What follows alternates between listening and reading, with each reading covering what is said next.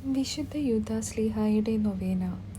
മിശിഹായുടെ സ്നേഹിതനും വിശ്വസ്തദാസനുമായ വിശുദ്ധ യൂദാശ്ലീഹായെ, ഏറ്റവും കഷ്ടപ്പെടുന്ന എനിക്ക് വേണ്ടി അപേക്ഷിക്കണമേ.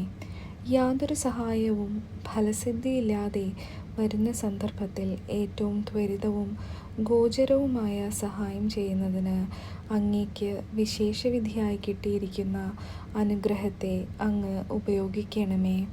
എൻ്റെ എല്ലാ ആവശ്യങ്ങളിലും വിശിഷ്യ ആവശ്യം പറയുക. അങ്ങേ സഹായം ഞാൻ അപേക്ഷിക്കുന്നു.